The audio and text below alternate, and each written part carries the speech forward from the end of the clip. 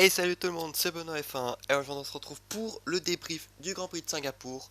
Cette fois-ci je le fais seul, un Grand Prix de Singapour qui a été riche en rebondissements on va dire, même si début de course c'était pas ça. Vers la mi-course, même la première relance de safety car, ça commençait à devenir intéressant, surtout point de vue stratégie. On en parlera plus tard, surtout pour Ferrari. Donc on va commencer par un petit résumé des essais libres. Donc, essai libre 1, problème de boîte de vitesse pour Charles Leclerc qui a pas pu faire un tour, mais un peu au ralenti. Il a fait seulement le 19e temps. Williams, qui ont été quand même étincelants, entre guillemets, ils finissent pas dernier, c'est ça le principal. Comme Kubica aux Zelin qui finit 17e devant une Racing Point et une Ferrari, quand même. Et, euh, et Russell aux essais libres 3, il finit 15e devant Giovinazzi, les deux As, son coéquipier, puis Daniel Kiat. Ensuite, la sortie de piste de Bottas aux essais libres 2, virage 19. C'est vrai que c'est un Grand Prix où la plupart des pilotes font des erreurs sur ce circuit parce que bon, le surnom on va dire de Singapour, c'est Monaco 2.0. C'est le tracé, il est déjà, je crois que le tracé c'est celui qui a le plus de virages, enfin le plus sinueux, euh, où il fait chaud surtout. Donc 23 virages plus la chaleur plus l'humidité, ça fait pas très très bon ménage non plus. Donc un moment de distraction, ça arrive souvent. Certains pilotes ont même fait des bisous au mur. D'autres ont roulé des pelles, hein. Je prends l'exemple de Russell par exemple en course. Donc voilà, à noter aussi que Perez a un peu endommagé sa voiture aux essais libres 3, si je dis pas de bêtises, il a été obligé de changer sa boîte de vitesse. Donc, euh, donc voilà, d'ailleurs c'est un petit amalgame pour passer aux qualifications. Donc Q1, les éliminés Kiat, Stroll, Grosjean, Russell et Kubica.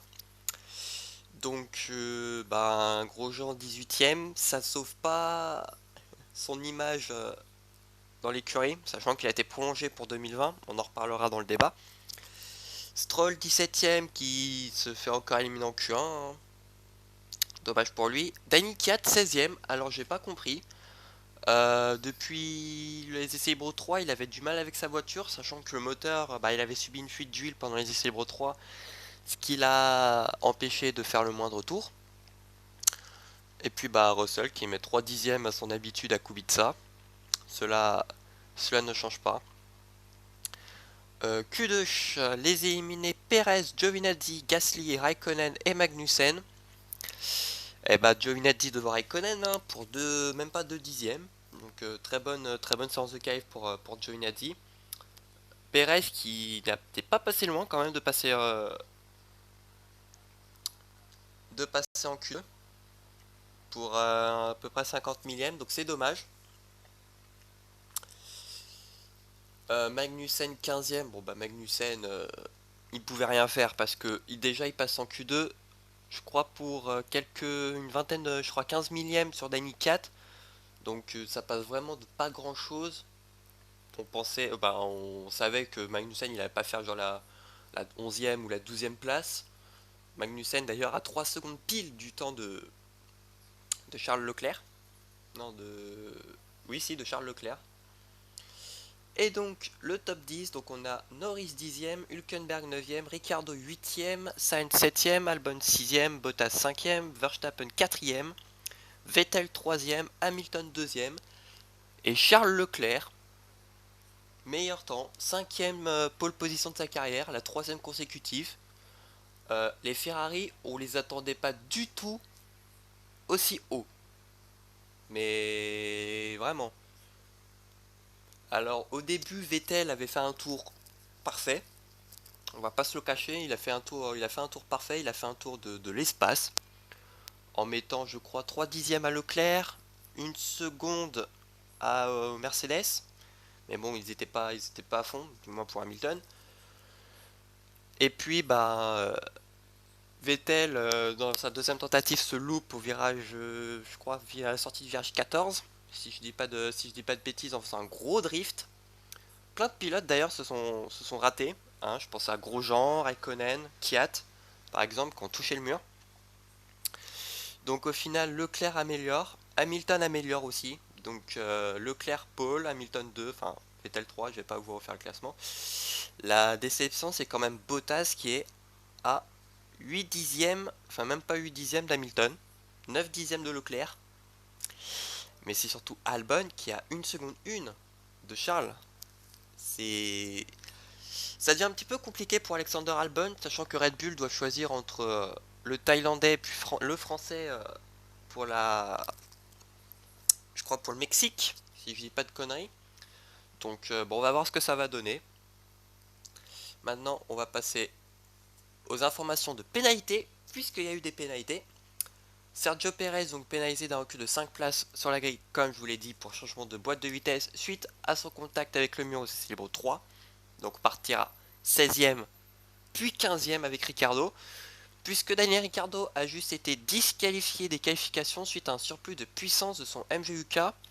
Alors je crois qu'il avait utilisé, pendant une microseconde, son MGUK à plus de 120 kW, je crois, ce qui est formellement interdit par le règlement. On n'a pas le droit de dépasser 120 kW.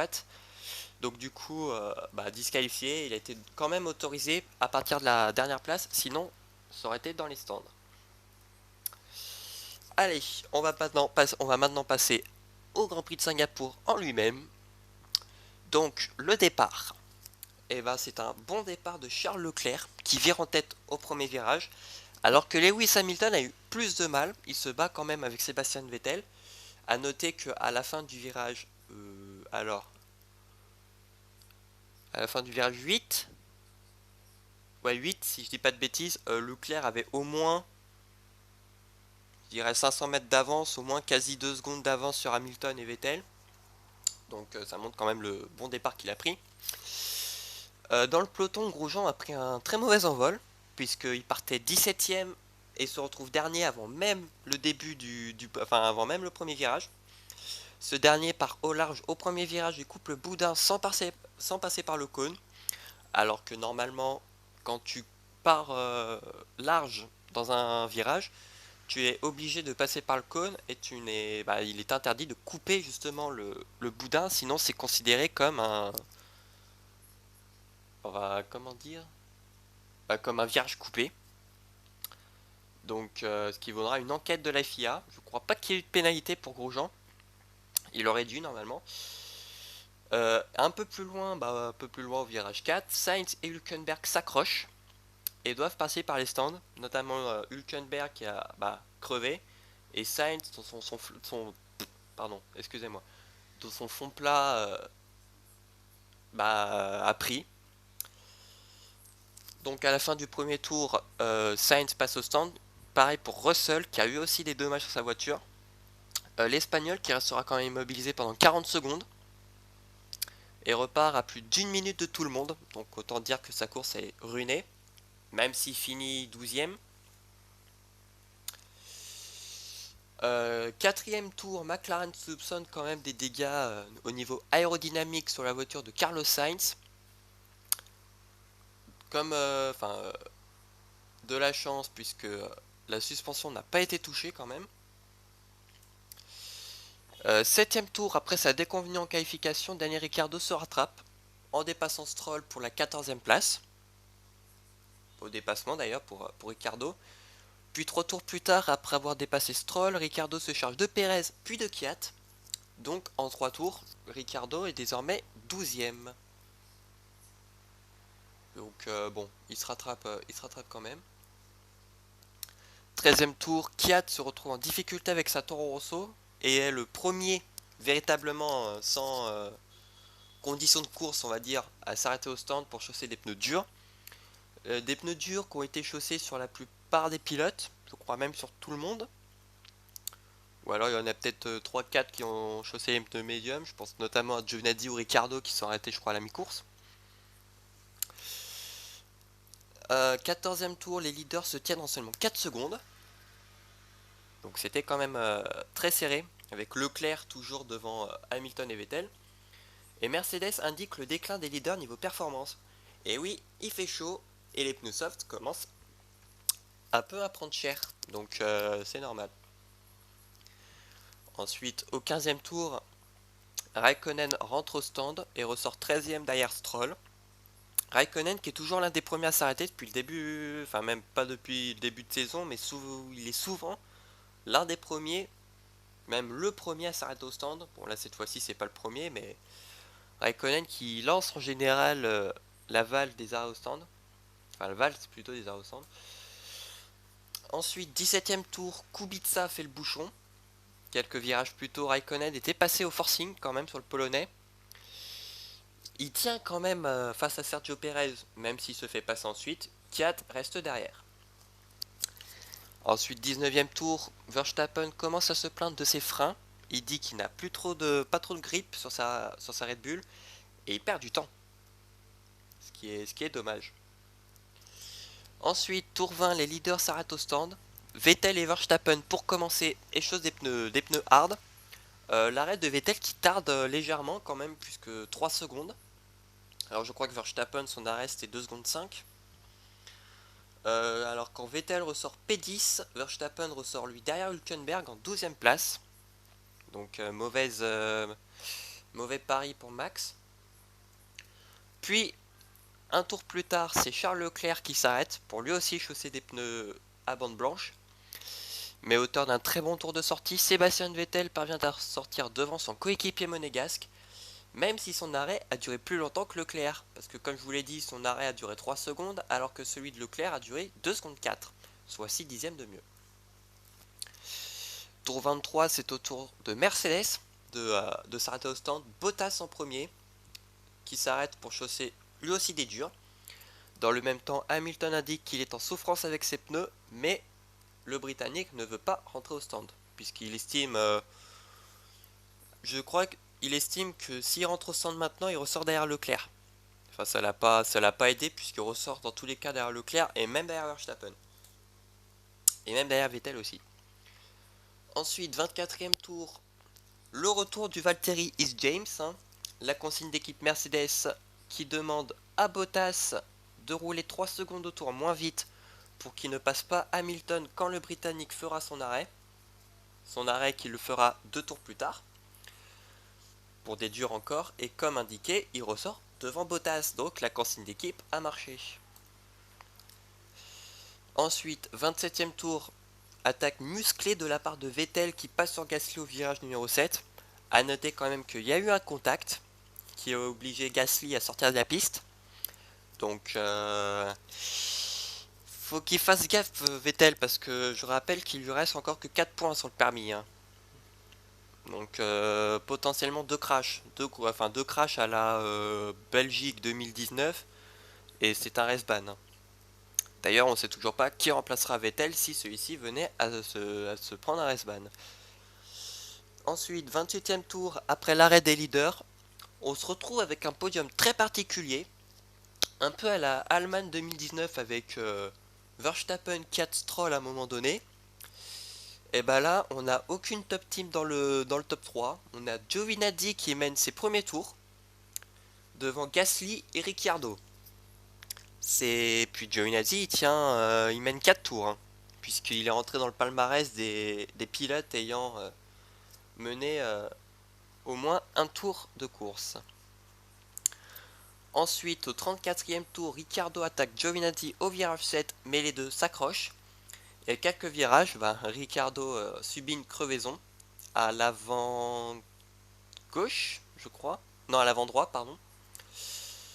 Et à la fin du tour, les deux rentrent au stand et ressortent respectivement 15e pour l'Italien et 18e pour l'Australien. Ensuite, le tour suivant, accrochage entre George Russell et Romain Grosjean à la sortie du virage 14. Donc, pour vous dire, Russell est à l'intérieur, Grosjean à l'extérieur. Grosjean il tasse quand même un petit peu Russell. Ils prennent le virage 14 côte à côte, mais vraiment côte à côte, genre à la hauteur. Et Russell se rabat un petit peu sur Grosjean, Grosjean, je sais pas du tout aussi ce qu'il a voulu tenter. Et puis ben Grosjean donc prend le pneu avant dans le pneu arrière gauche pardon, de George Russell avec son pneu avant droite et donc finit dans le mur. Donc c'est le premier abandon de Williams depuis les États-Unis 2018 et il n'est pas mécanique, hein. Je crois que la dernière abandon sur casse mécanique, ça doit être il y a un bon moment, hein. Je sais pas ça date de quand, mais ça doit au moins dater de 2-3 ans au moins. Ainsi que la sortie de la voiture de sécurité. À noter qu'il y a une enquête justement entre Russell et Grosjean qui ne donnera rien. Ensuite, tour 36, et ben, grâce à la voiture de sécurité, ben, Vettel, Hamilton, Sainz et Giovinazzi font un pari gagnant. Puisque ben, ils sont arrêtés au stand il y a quelques tours. Surtout pour Giovinazzi, qui s'est arrêté, je crois, il y a 2-3 tours. Et Leclerc, qui encore une fois nous fait une Leclerc, qui se plaint à la radio, il ne comprend pas la stratégie de Ferrari d'avoir effectué l'undercut sur Vettel. Donc, voilà, Leclerc dit aussi que bah, ça sera discuté après la course. Donc 37e tour, le classement. Donc Vettel mène la course devant Leclerc et Verstappen.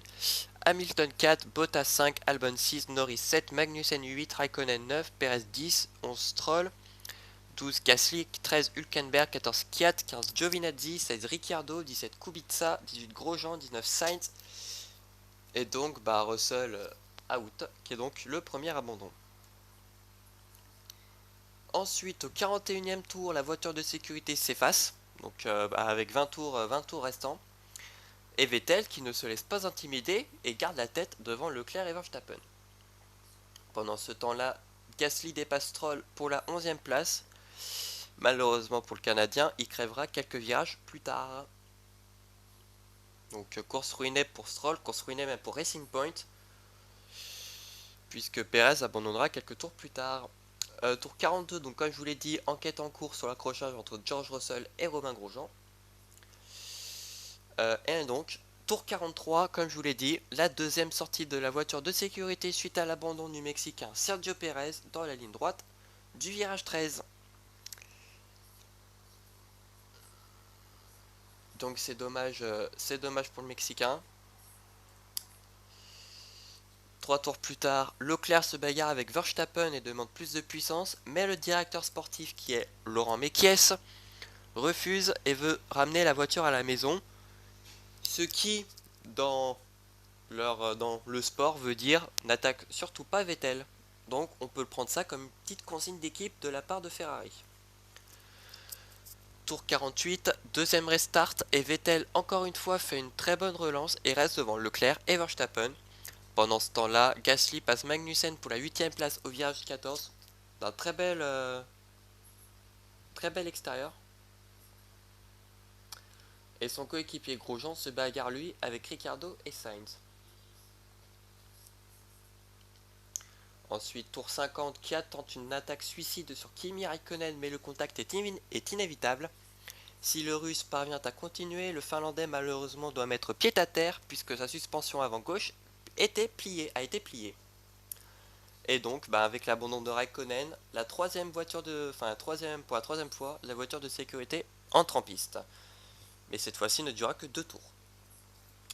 Relance donc de tour 52, relance de la voiture de sécurité. Et Sébastien Vettel pour la troisième fois fausse compagnie à Charles Leclerc et garde la tête, donc devant le monégasque et le néerlandais. Ensuite, 57e tour, Magnussen, alors dernier de la course, s'arrête au stand des choses des pneus tendres, avec comme objectif d'essayer de prendre le meilleur temps sans le point bonus, puisque, la règle depuis le début de saison, le meilleur tour rapporte 1 point seulement si le pilote en question finit dans les 10 premiers, sinon il n'y a pas de point. Donc si Vettel prend le meilleur temps en 1:44.802, il se fait battre d'Erechef par Daniil Kvyat en 1:44.371. Puis le tour suivant, au tour 58, Kiat se fait battre par Magnussen qui aura le meilleur temps définitif en 1:42.301, ce qui fera donc Magnussen, c'est le premier pilote hors Kiat, pardon, hors Red Bull, Ferrari et Mercedes ayant le meilleur temps en course. Et le deuxième d'affilée puisque Magnussen a eu le meilleur temps déjà l'année dernière. Et donc, la fin de la course, Sébastien Vettel remporte le Grand Prix de Singapour, la première de la saison, après, alors plus précisément 393 jours sans victoire, ce qui équivaut à un an et plus d'une vingtaine de jours. La cinquième sur le sol singapourien et la 53e victoire de sa carrière, donc devant Charles Leclerc et Max Verstappen. Donc le Grand Prix où on n'attendait pas à voir les Ferrari haut, il ramène 43 points. Donc très bien joué de la part des Italiens. Donc le classement de la course. Donc Vettel, Leclerc, Verstappen, Hamilton, Bottas, Albon, Norris, Gasly, Hülkenberg, Giovinazzi, Grosjean, Sainz, Stroll, Ricciardo, Kvyat, Kubica, Magnussen et donc les abandons Raikkonen, Perez et Russell. Alors donc à noter pour les pénalités puisque il y a eu des pénalités. Donc tout d'abord pas de pénalité pour les accrochages entre Grosjean et Russell et entre Hülkenberg et Sainz. Donc bon, pour le sport c'est bien. Et Antonio Giovinazzi qui termine donc 10ème se voit infliger une pénalité de 10 secondes pour ne pas avoir laissé assez de place lors du crash entre Grosjean et Russell. Mais étant donné que l'Italien finit à 16 secondes du Français, il parvient néanmoins à garder son point. Donc au classement, vous le voyez, hein, Hamilton est en tête avec 65 points d'avance sur Valtteri Bottas, 96 sur Leclerc et Verstappen qui se retrouvent à égalité de points, et 102 points d'avance sur Sébastien Vettel. Vous voyez Gasly 6ème avec 69 points, Sainz 7ème avec 58 points, 8 Albon avec 42 points, 9 Ricciardo 34 points, 10 Kvyat 33 points, 11 Hülkenberg 33 points, 12 Norris 31 points, 13 Raikkonen 31 points, 14 Perez 27 points, 15 Stroll 19 points, 16ème Magnussen 18 points, 17 Grosjean 8 points, 18 Giovinazzi 4 points, 19 Kubica 1 point, et évidemment Russell dernier avec 1-0 pointé. Au niveau donc des constructeurs, ça n'a pas bougé par rapport à Monza, à savoir juste que Ferrari a repris donc si je calcule bien 21 points d'avance, enfin d'un 21 points à Mercedes, qui reste quand même largement en tête, hein, 527 contre 394. Un peu plus compliqué pour Red Bull qui se voit maintenant retardé de 105 points par rapport à Ferrari. McLaren Renault 4ème avec 89 points, 5ème Renault avec 67 points, 6ème Toro Rosso avec 55 points, 7ème Racing Point 46, 8ème Alfa Romeo 35 points, 9 Haas 26 points et 10 Williams avec 1 point. Ensuite, on va alors une petite rubrique top, bof, flop. Donc, je dis les tops, les bofs et les flops des pilotes. Donc, Vettel, c'est un top, hein, clairement, parce qu'on pensait pas du tout qu'il allait gagner. Alors, certaines mauvaises langues diront que Vettel a été délibérément favorisé au stand par rapport à Leclerc. Je trouve pas ça. Je trouve ça faux, clairement, hein. Pour moi, Ferrari a justement bien joué le coup avec Vettel en l'arrêtant le premier. Et puis, il a fait un très bon tour de sortie. Et puis, Vettel, il a battu Leclerc. Et la victoire, elle est légitime, hein. Ça, il a fait une très belle course, Vettel. Leclerc, ça reste un top, hein. Il a fait la pole. D'ailleurs, à noter aussi pour la qualification que depuis le Grand Prix de France, Vettel n'a jamais été en mesure de devancer Leclerc. Donc en gros, c'est-à-dire que depuis le Grand Prix de France, Leclerc mène 8-0 sur Vettel, même si Vettel a connu des problèmes moteurs, mécaniques du moins.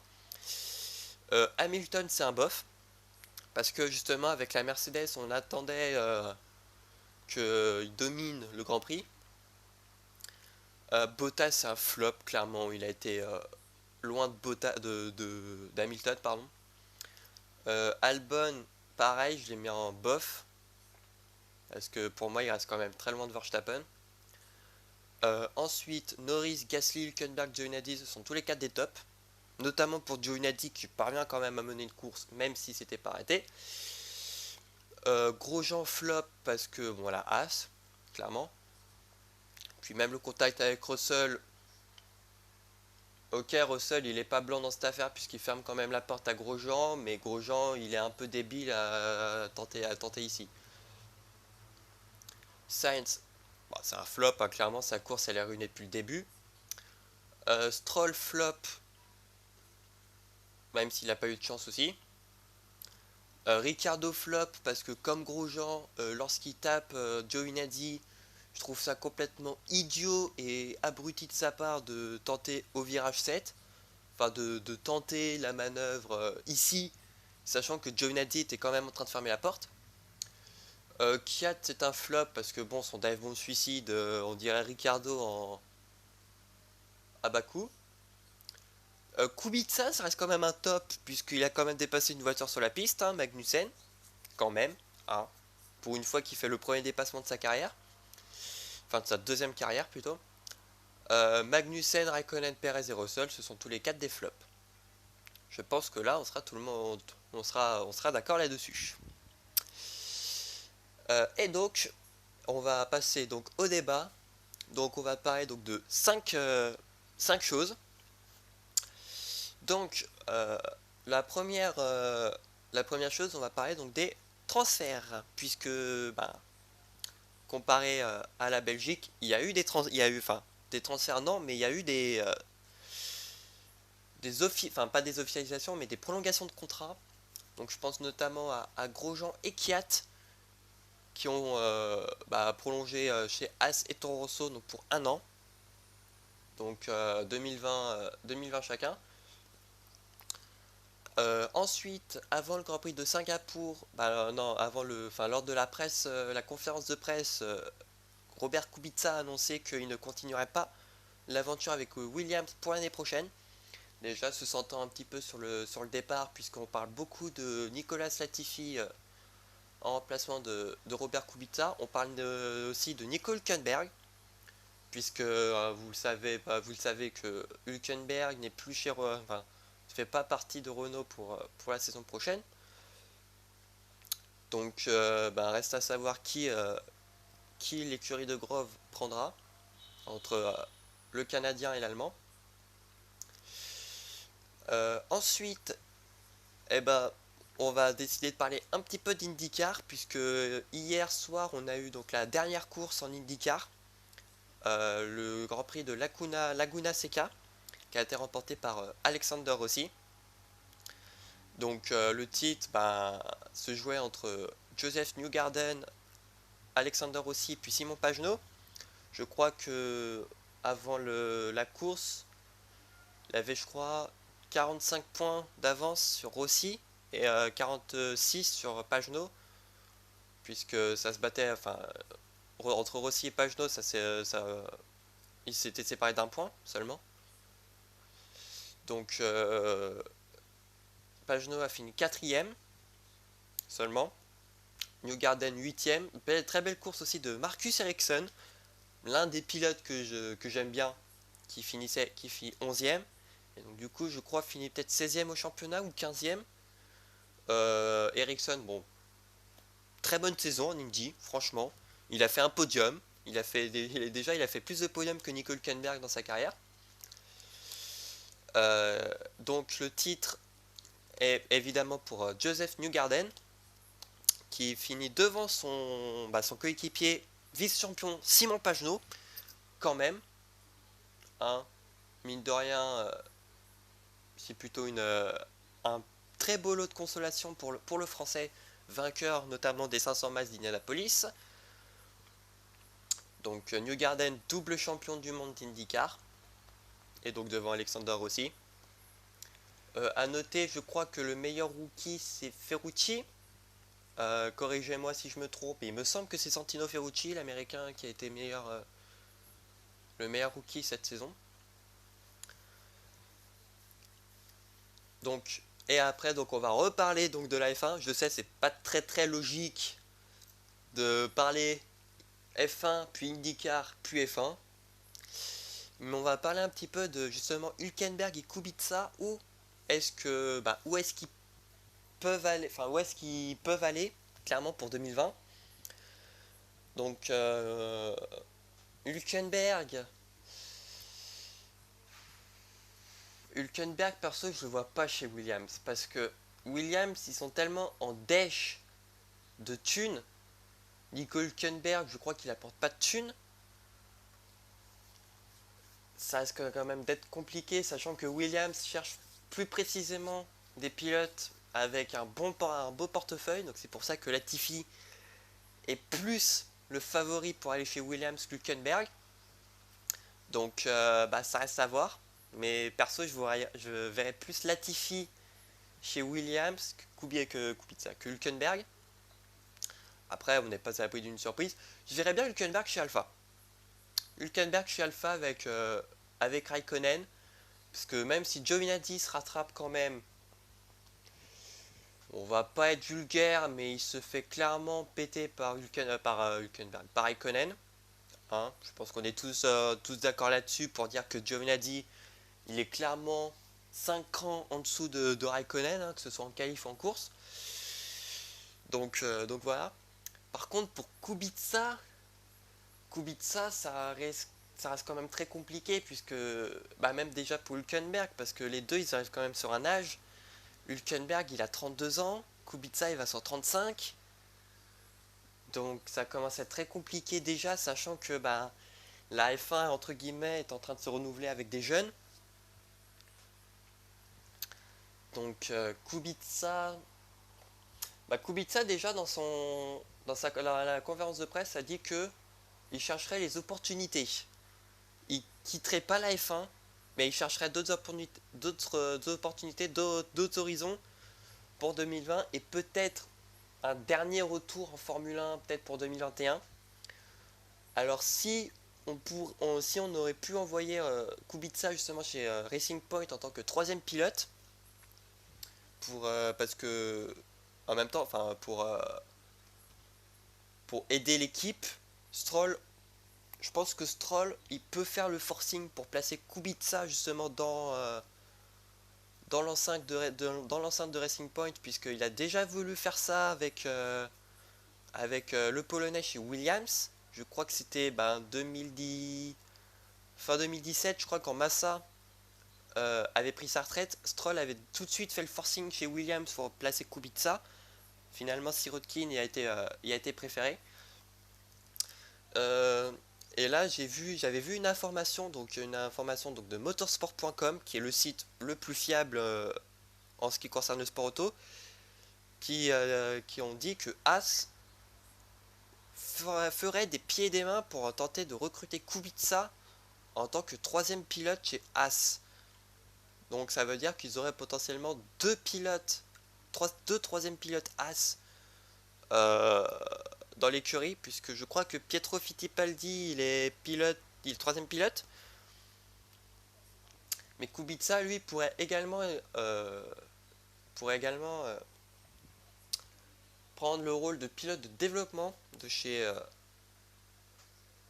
Haas. Est-ce que c'est une solution? Moi perso, c'est la mauvaise solution. Autant j'aurais préféré Nico Hülkenberg en tant que pilote de développement chez Haas, puisque Hülkenberg, il sait quand même bien développer une bagnole. Il l'a déjà fait avec Renault depuis. Enfin, il développe la voiture quand même depuis 3-4 ans.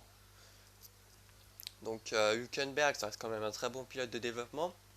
Après, Haas ont choisi malheureusement de prolonger Grosjean, puisque. Bon, certains disent, ouais, Grosjean, il se relève et tout.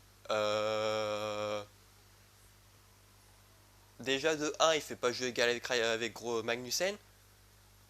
Mais bon, ceux qui disent parce que Grosjean il mérite de rester en F1 et tout, c'est du bullshit. Hein. Grosjean a été prolongé chez As justement parce que pognon. Hein. Croyez pas qu'il apporte le talent chez As. Hein. Non, non, c'est juste qu'il apporte le pognon. Hein. Donc pour moi, Grosjean, clairement, devrait prendre sa retraite. hein, parce que pour moi, bah déjà Grosjean, il arrive sur un âge aussi, parce que bon, il a quand même 33 ans, Grosjean. Euh, Puis même quoi, ok, il a fait 10 podiums en F1. Ok, il a quand même tenu As pendant quoi? Un an. Puis après, depuis que Magnussen est son coéquipier, il a fait une fois jeu égal, c'était en 2017. Après, il s'est fait péter pendant 2 ans. Euh, non, franchement, faut que Grosjean arrête, tout simplement. Puis même les conneries qu'il fait sur la piste. Parce que franchement, Grosjean, il nous aura tout fait cette saison, hein. Même pas cette saison, ça la carrière. Bah d'ailleurs, j'ai vu, alors c'était sur le Twitter des pistonnés, qui est un Twitter, enfin qui est un Twitter spécialement Formule 1. D'ailleurs, je vous invite à suivre la chaîne YouTube de First Team Sport, puisque les pistonnés font aussi des vidéos YouTube en parlant de la F1 chaque mercredi, hein. Donc je vous mettrai quand même le lien dans la description, qui disait une question assez, je pense pour moi assez intéressant.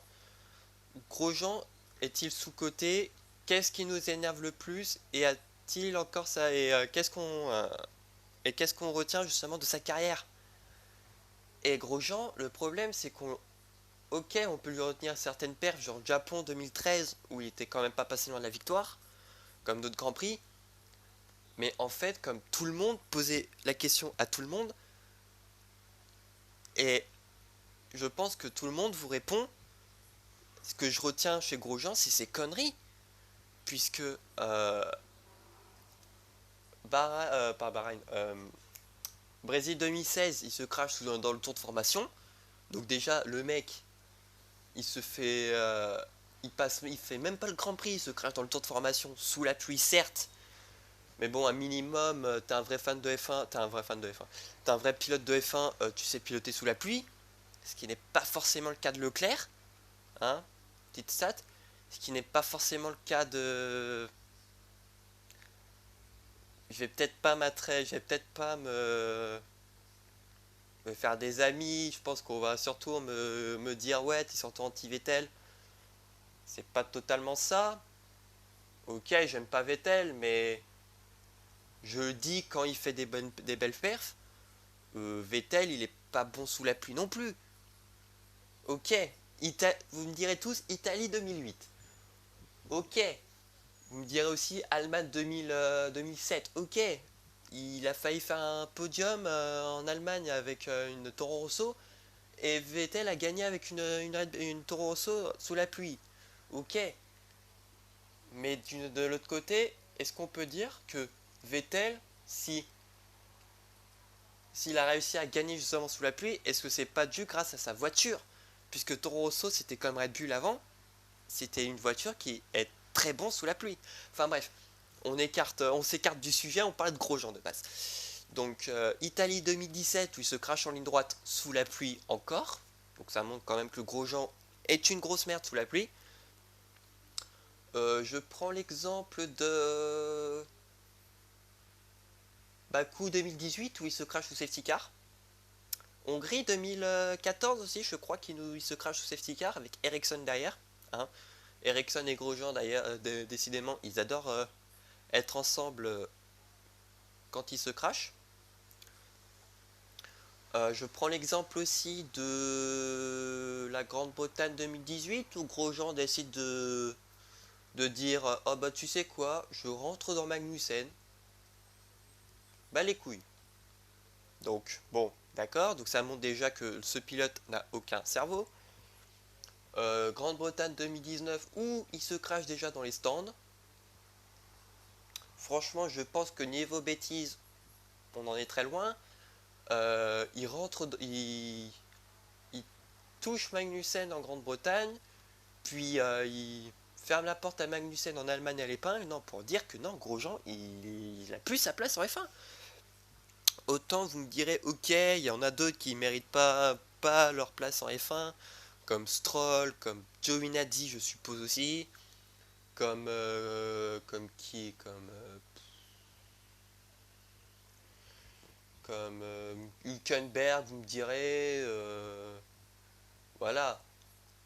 Mais pour moi, les pilotes qui méritent pas leur place en F1, c'est Grosjean, Giovinazzi, Stroll. C'est tout. Même Magnussen, il mérite mieux sa place en F1 que ces trois pilotes-là.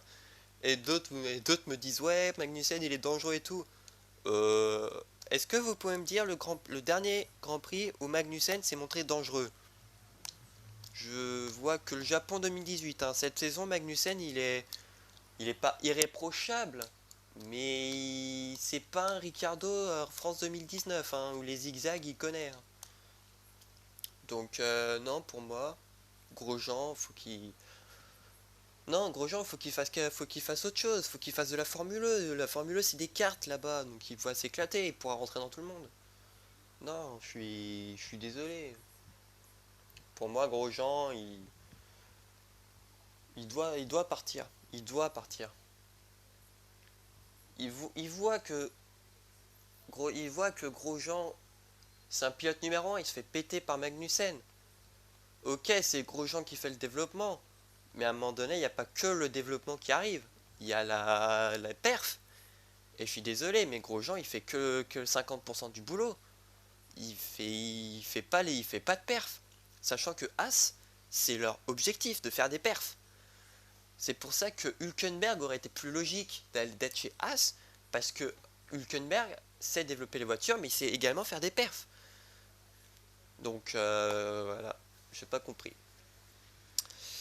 Bon, et ben après ce petit coup de gueule de Grosjean reste en Formule 1, il est temps pour nous de couper la vidéo, de fermer la vidéo qui dure quand même depuis 42 minutes, quand même. Donc j'espère que cela vous aura plu. Si c'est le cas, n'hésitez pas à vous abonner, à mettre un pouce bleu et à me suivre sur différents réseaux sociaux que je mettrai en description.